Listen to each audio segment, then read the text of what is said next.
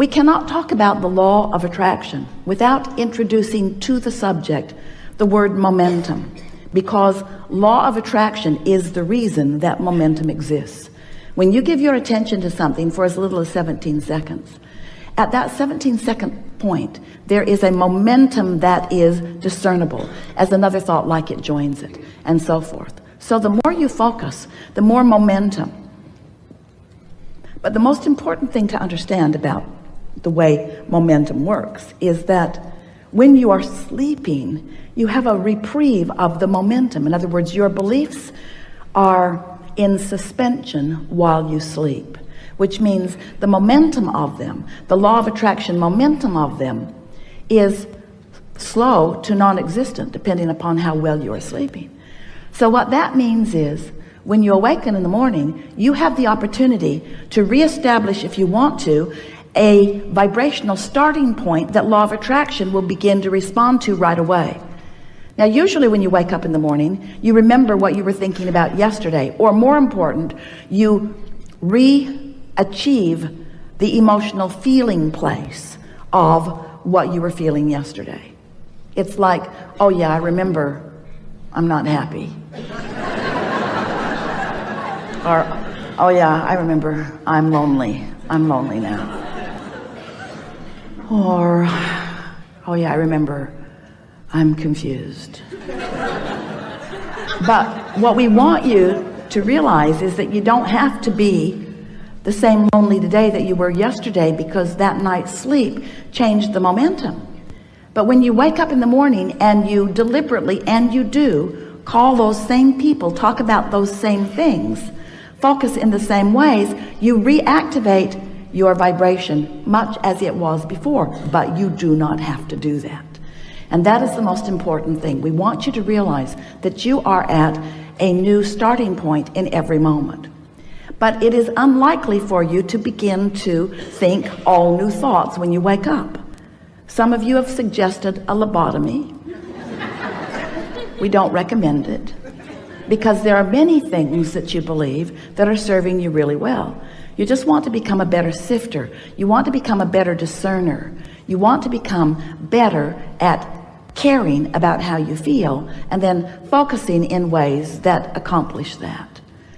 If we can, in some way, offer enough words don't teach, and analogies, words don't teach, and conversation, words don't teach.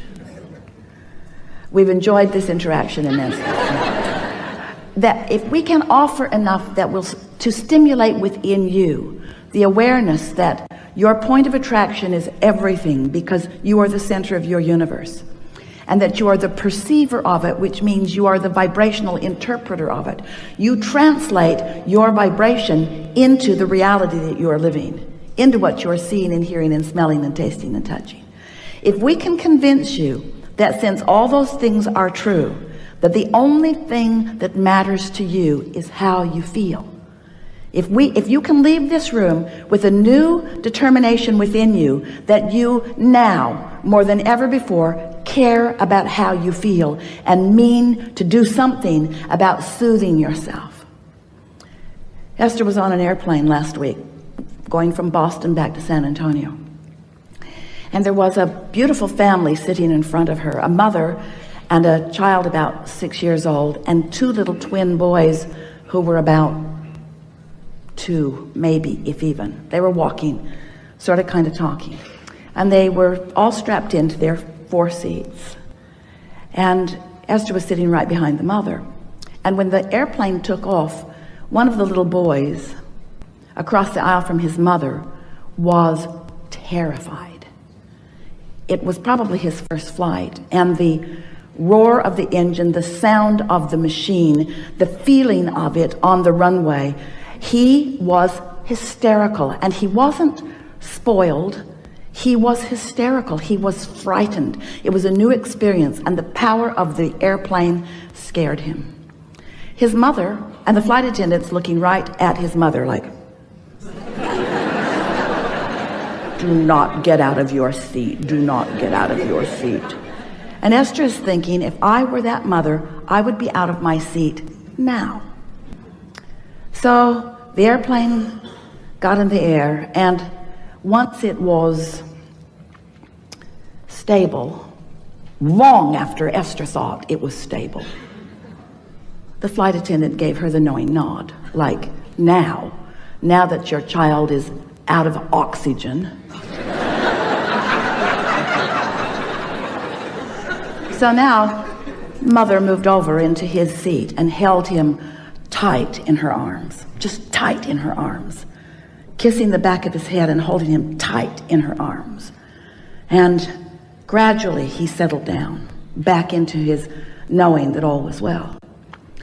And Esther watched that, and she said to her friend sitting next to her, I want to do that with everyone on the planet.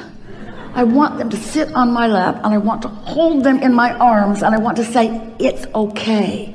It's okay. Everything's okay. Everything's okay. Everything's okay. She wants to do it to herself. She wants to soothe herself into a point of attraction that allows her what she wants and deserves. She wants you to be soothed into a point of attraction that allows you what you want and deserve, because that is the only missing factor. How you feel. If you're terrified, if you're angry, if you're resentful, if you're depressed, if you're aggravated, if you're overwhelmed, those negative emotions are you beating up on you. Now it doesn't feel like that to you. It feels like somebody else is doing it. Esther was pretty mad for a minute at the flight attendant who was just doing her job. But it made Esther want, with everything that she is, to just make sure that she takes care of feeling good. Someone asked us the best question that has ever been asked. And the question was, Abraham, how do you get rid of doubt?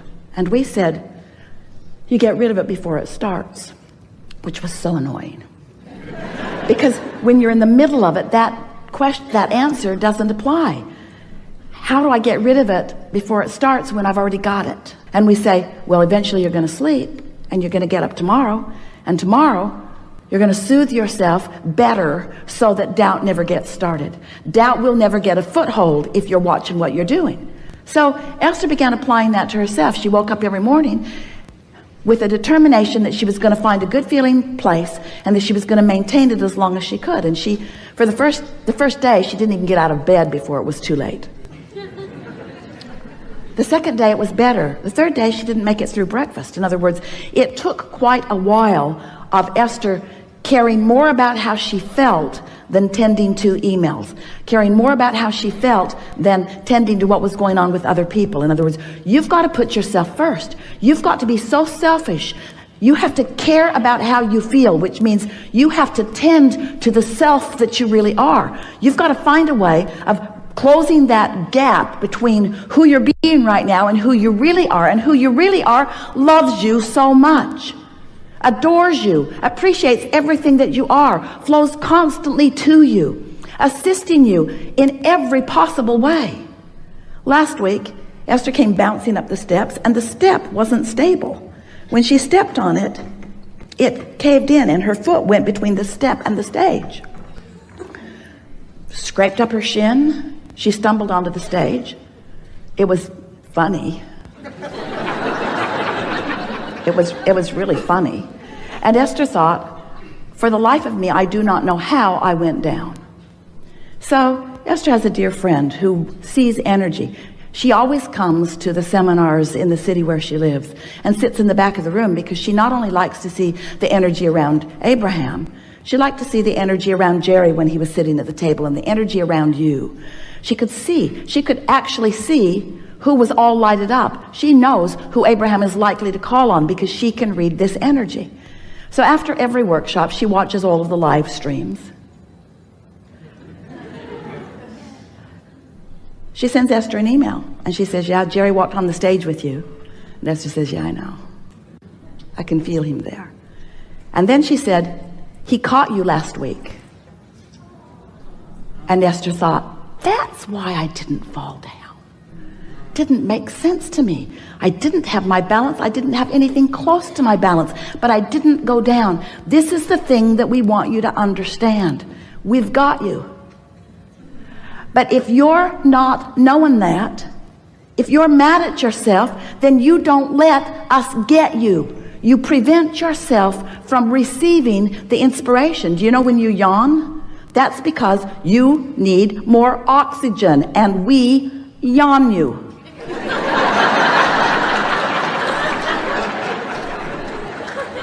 All of you are receivers, you see.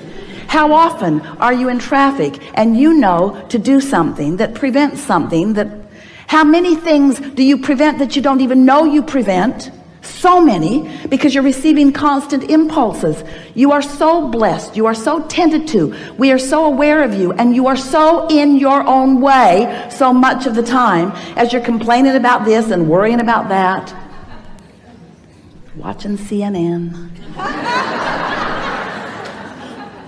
So we want you to know that you are the focal point of so much awareness, and that when you ask for something, we all know it, and we see clearly the path for you to move from where you are to where you want to be. And you know what? You want it to be a direct path. We don't. We want you to have fun along the way to the path. We want you to pick up more things along your physical trail along the path. We want you to gain more clarity along the path. We want you to continue to feel your vortex full of more things that you want along the path. Because you know why? It's a very long path. You know why? It's a path of eternity. So you keep being in such a hurry to get over there. I really want to be over there. I'm not happy over here. Then you're not ever going to get over there. Can't get over there. Can't get there from here. If you're unhappy over here about what's over there that you don't have over here, you can't get over there. So what we want you to understand is that it's never about getting over there. It's about preparing over here so that over there can come over here where you are.